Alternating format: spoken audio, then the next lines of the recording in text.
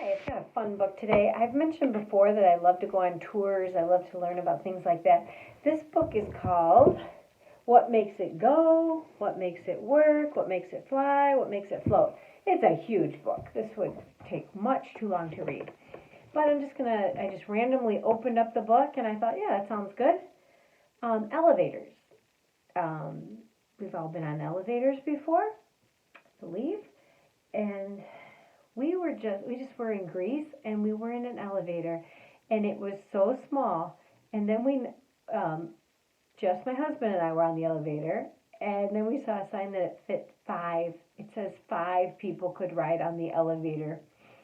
And it was so small, there was no way that 5 people could ever fit on this elevator. So this says, an elevator is a small room that carries people up and down in buildings from floor to floor. It is raised or lowered by steel cables attached to its top. The cables hang over the pulley shaft of an electric motor. The elevator hangs from one end of the cables, and a heavy weight called a counterweight hangs from the other end.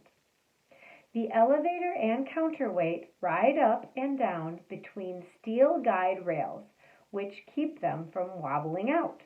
Most elevators today are so automatic that they don't need any operator to run them. It's all done with buttons that send electrical signals through wires to the motor. When you step into the elevator, you press the button with the number of the floor you're going on. After a mechanism closes the door, the motor turns the shaft and the elevator starts. The motor cannot start until the doors are safely shut.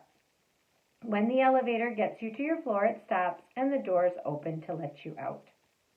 There are also buttons beside the elevator door on each floor, marked up and down. When you push one of them, the motor at the top starts working and brings the elevator to your floor. Now, something interesting in Greece in the elevator, we had to open the door manually. It didn't just open. And sometimes we would forget and we're waiting for it to open and then we're like, oh, we have to open it. The other thing that I just read was that they're so easy to work now and so fully automated that you don't need an operator to run it. And I remember one time when I was a little girl, we went to someplace in Elgin, Illinois, and it was a department store, and they actually had an operator, a person in there that would close the big doors for you and then push some buttons so that we could go up to the other floor. So that was interesting. I had never seen that before. So I mentioned a counterweight, and I'm going to show you a picture of that, but this is how a counterweight works. If you want to lift a heavy piano, it says, and you have an elephant that weighs almost as much as the piano, you can rig it up this way. So you put the elephant on one side and the piano on the other and a rope in between. Then it will be easy to lift the piano because the weight of the elephant pulls down on the ropes and helps. You only have to do enough work to lift the difference between the weight of the elephant and the weight of the piano. Counterweights and elevators pull down on the cables and help the motor lift the car.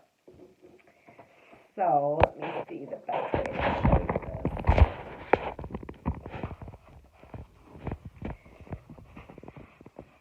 So here we've got the counterweight, the motor, and then the pulley. Pulleys help us so we don't have to work so hard. And then we've got the weight and then the counterweight. And then here it is. Let's see, here we go. There's what I want to show. In the elevator.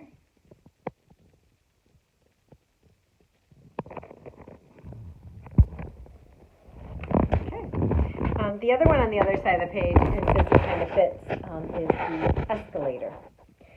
An escalator is a series of steps pulled up or down and inclined by a chain.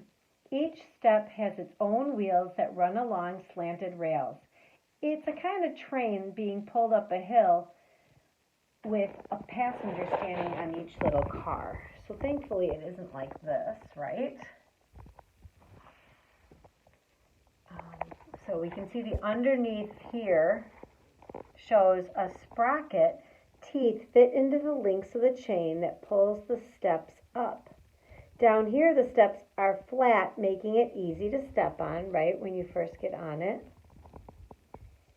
And then the steps are folded on the trip down. Can you see the difference? Folded and straight. And then over here we see the motor, and it turns the sprocket which pulls the steps up. An electric motor supplies power for the escalator. The motor turns big gears with teeth. The teeth fit into the links of a chain, and they pull the chain and the continuous loop of steps up and around, then down and around. At the top of the up escalator, the steps are flattened out and slide into a slot on the floor. This makes it easy to step off. The steps go all the way back down underneath the escalator and come out a slot in the bottom, ready to go up again. A down escalator works the same way, except that the steps move from top to bottom. The motor also turns the wheel, which moves the flexible handrail around at the same speed as the steps.